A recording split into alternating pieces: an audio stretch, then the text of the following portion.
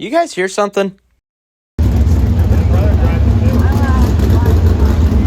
That, my friends, is the sound of a 410 sprint car getting ready for 10 straight nights of action.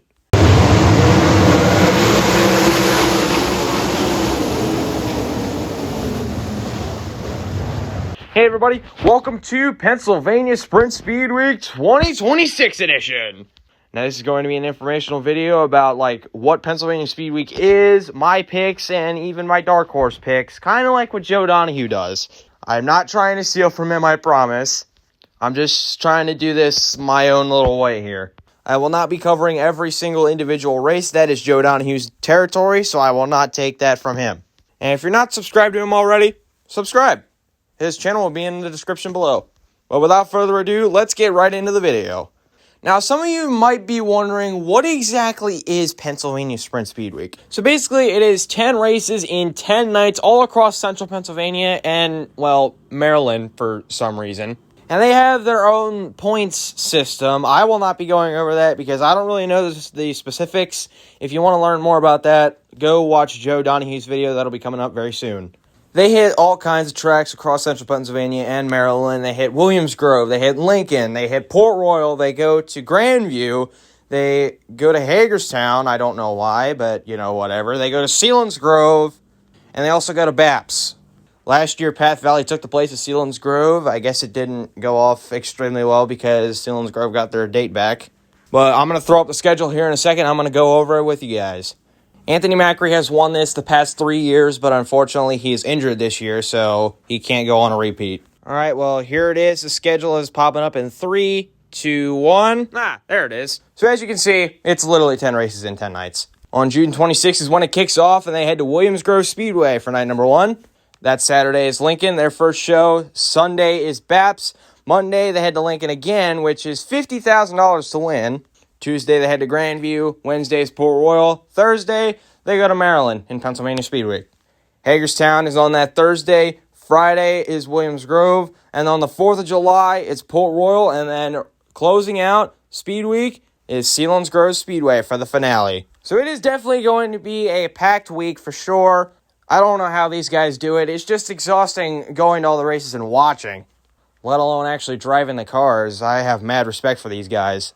So that's pretty much the basic stuff you need to know. And now I think it's time we make our picks. I made a chart of my picks and it'll be popping up right now.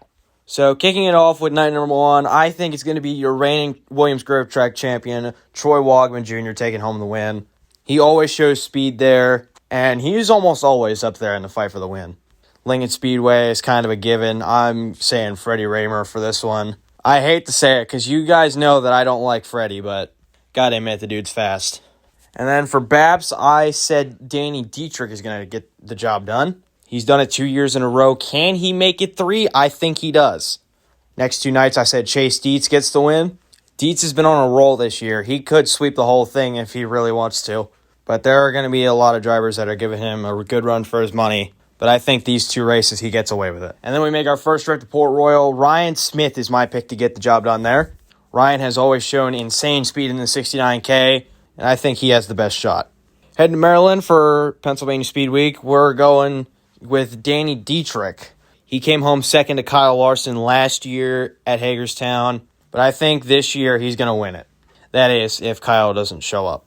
Then we head back to Williams Grove for night number 2 there, and I said Chase Dietz wins that one. Like I said, Chase has been on a roll this year, and I would not be surprised if he gets more than 3 wins. But I think these are the ones where he has the highest chance. Then we head back to Port Royal, and I went with a little bit of a dark horse, but not really. He was the recent track champion.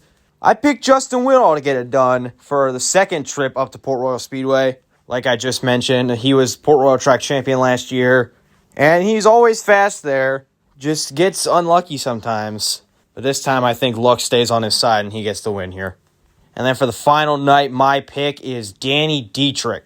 Double D has always shown really good speed at Selinsgrove, and I think he has the best shot out of the entire field.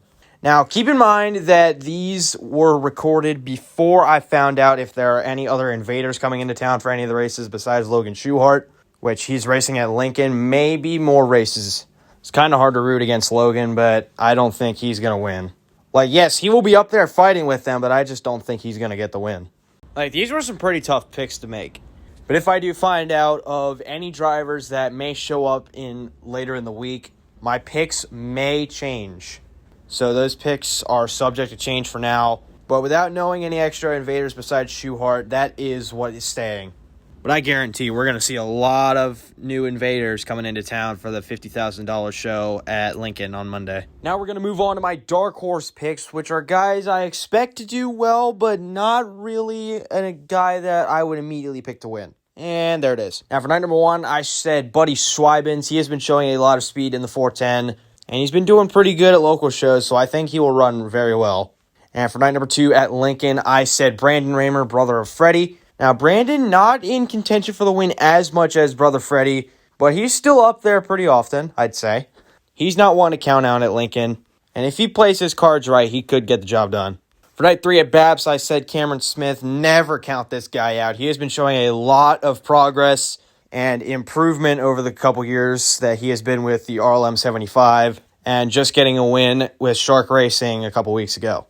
Now, speaking of the RLM 75, Aaron Bollinger is my dark horse pick for the second show at Lincoln. He's always been fast there, even in that 5 car. So like Brandon, if he plays his cards right, he could have a shot to win it. Now for Grandview, I said the hometown hero, Ryan Taylor out of Mertztown, Pennsylvania. This one might have been a little bit of a stretch, but he ran decent with high limit until he wrecked past couple years. And I think he ran pretty decent as well at the Grandview show in 2024. If he has a strong night, he'll be in contention. And then for our first trip out at Port Royal, I said Garrett Bard. This man has been hunting his first career 410 wing sprint car win for a while now. He's been robbed several times, especially by Anthony Macri at the same track by a photo finish. Bard is really fast at Port Royal, so I would not count him out. And then for night number 7 at Hagerstown, also not really much of a dark horse, but I think Justin Whittall will run pretty well there at Hagerstown because he's done pretty good when I've seen him at Hagerstown. I feel like if he plays his cards right, he'll be up there. Night number 8 at Williams Grove, I said TJ Stutz. Current track record holder at Williams Grove, and he's always decently fast if he doesn't screw himself over. So don't count him out either. Then the second show at Port Royal, I said Brock Zierfoss. Once again, not really much of a dark horse, but I think he will run very well at Port Royal, and he'll definitely have a shot for the win. And then to close things out, the current Sealands Grove Speedway point leader, Mark Smith. He's my dark horse pick to get it done there. As we've seen, the Keen Motorsports number 17 has shown a lot of speed at Sealands Grove, so he's not one to be down for the count. There's my picks out of the way. Now I'm going to go over my buddy Caleb's picks. Now for night number 1, he went with Casey Kane, which I respect that decision, but the thing is, that team has not run since the wreck at Shelby County. So that reason being because there's another seat fitted for Macri already because they're trying to get him back as soon as possible once he is fully recovered. I think his backup is Troy Walkman. Relatively the same picks as me. He swapped the Port Royals with Justin Whittall taking night 6 and then Ryan Smith taking night number 9. He went with Lance DeWeese for the second Williams Grove show and then closing it out with Chase Dietz instead of Danny Dietrich. I definitely respect all of those picks, but I don't know about Casey Kane because I don't know if he's even going to be racing. But still, I will count him as Troy Wagaman with his backup. So now he didn't do dark horse picks, so I don't have really to go over that. But other guys I didn't really mention that could be a factor this whole entire week. Obviously, Logan Schuhart invading. Doug Hamaker's been pretty fast at Port Royal lately, so he could be a factor. If Brent Marks decides to show up for any races, he will definitely be in for it. Lance DeWeese, I didn't really pick him, but Caleb did, so he might have an advantage over me if he wins at the Grove. Well, ladies and gentlemen, that is going to do it for our Pennsylvania Speed Week introduction video. If you want rundowns after each night, go subscribe to Joe Donahue. His channel will be in my description. And that's really going to do it. If you'd like, leave your picks down below in the comments. And I'll see you next time. Chris Kraft, signing out.